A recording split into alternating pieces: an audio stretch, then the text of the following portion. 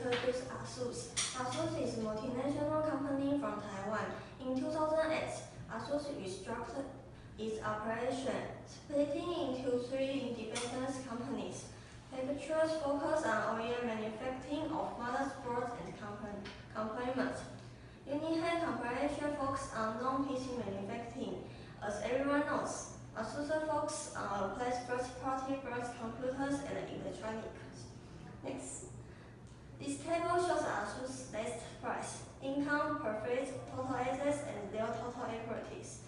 And the pie chart on the right shows the Asus PC sales rank 5th in the market. Now I'm going to introduce the capital formation of Asus. The formation of capital is mainly from three aspects. Capital increased by cash, surplus transfer to capital, additional paid in capital. From the formation, investors can really determine the company's long-term business performance. Whether the shareholders is continuously through money is an important standard of the judgment. That is to say, if it must be through continuous cash capital to maintain operations, set up for long-term performance. Look at the Asus capital data. We can find the cash capital increase for nearly 5 years, dividend increase, and maintain in the proportion about 3%. It represents the good performance. If the formation of capital mainly through the accumulation of long-term supplies into the transfer, it can create a higher return because it represents a return to the shareholders of the company to make money free of charge allowance. And Asus is also maintained at a very high proportion.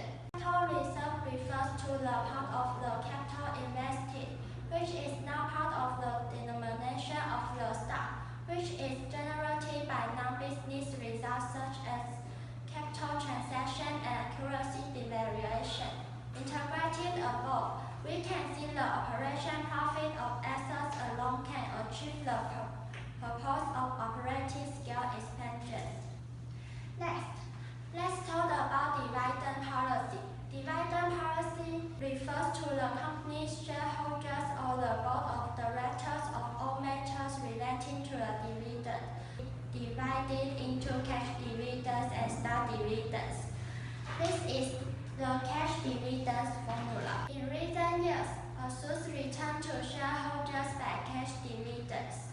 Fixed assets are tangible assets with a useful life of more than 1 fiscal year, and usually 1 year. These assets turnover can be used to determine the operating capacity. The greater the turnover rate of fixed assets, the less fixed assets idle can be used to compare the operating capacity of Asus and other companies.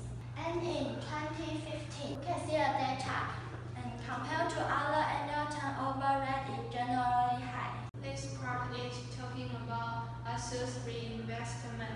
Reinvestment is using dividend interest and capital gains earned in an investment or mutual fund to purchase additional share or unit, rather than receiving the distribution in cash. In terms of stock, it is the reinvestment of dividend to purchase additional shares. According to this picture, we can know for a long time, Asus almost do 100% reinvestment in its application.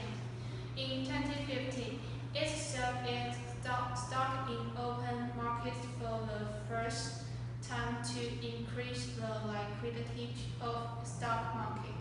Long-term and short-term borrowing. In the fourth quarter of 2015, Asus long-term borrowing approximately 1.84 million and account cash for about 3.33 billion in cash term. The financial liability is very small. Comprehensive distribution. First one, Asus competitiveness. Through the market is gradually saturated.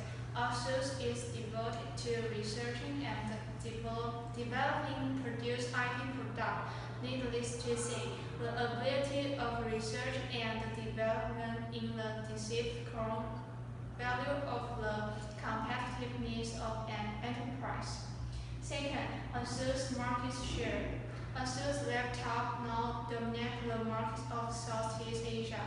As the Giant Line project going its way, Asus aims to hit goal 30% market share and reinforce its advantage as the leading company. Last part is Giant Line program. In the 2016 Giant Line program, Asus as the industry leader in order to expand the size of the markets and achieve economies of scale benefits, and in order to ensure the rate of interest, proposed to reduce expenditure for the purpose of the GEES program, require employees to raise cost control awareness to increase the company profit as the primary.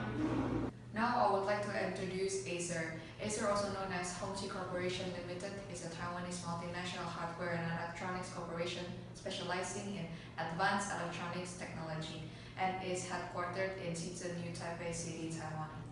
The company was founded by Stan Xi and his wife and a group of 5 others as a multi-tech in August 1st, 1976. It began with 11 employees and $25,000 in capital. As you can see, it has also been reported to have earned 263.8 billion in operating income and 1.38 billion in net income. They own total assets of 171.1 billion NT dollar and total equity of 65.8 billion NT dollar.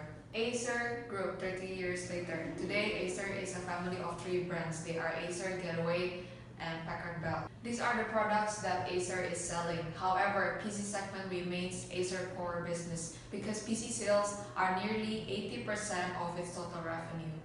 Next please. This is Acer capital formation.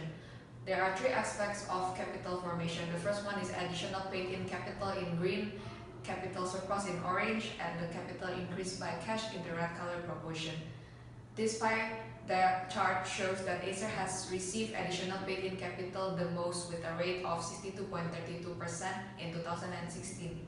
This table also shows that Acer has been receiving additional paid-in capital in the last 5 years from 2011 peaking at 68.9% in 2014. All of the above reflects that Acer has a high equity capital that is generated by the sale of shares. The high amount of equity capital that Acer generates can impact its net income positively and thereby impacting its retained earnings. This is Acer's dividend policy. Now please take a look at the underlined section of the table. It shows that Acer was unable to pay dividends to its shareholders from 2011 to 2015. There are 2 reasons why Acer didn't distribute dividends. First one is that Acer chose to prioritize debt over dividend because the company experienced deficits, approximately 1.1 billion NT dollar, related to the share buybacks, and that needs to be covered before it can issue dividends. The second one is that because Acer faced headwinds in the first half of the year 2015, mainly due to the piling up of inventories of low-priced notebooks caused by depreciation in euro against US and the fall in crude oil prices that led to weak PC demand in Europe, Russia, and Middle East.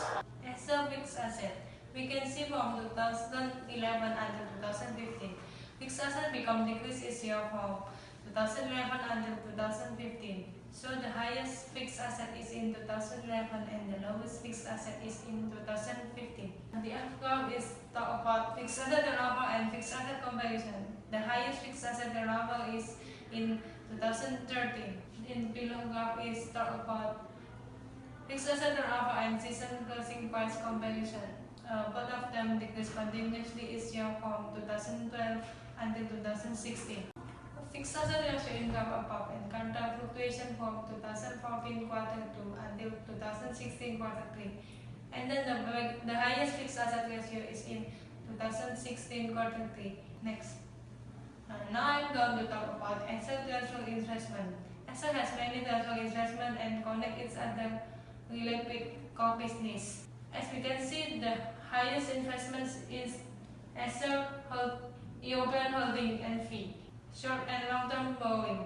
These are included in the consolidated balance sheet of the second quarter of 2016. Description.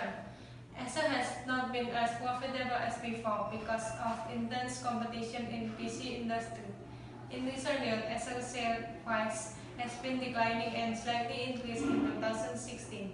Further, Acer has continued to introduce new products, resulting the stock price to rise by 11.57%. The conclusion. In recent years, Acer stock price has dropped significantly, but the company is still in operation. There are favorable factors to support. Investors can still keep an eye on Acer and see how the company do in the future. Thank you.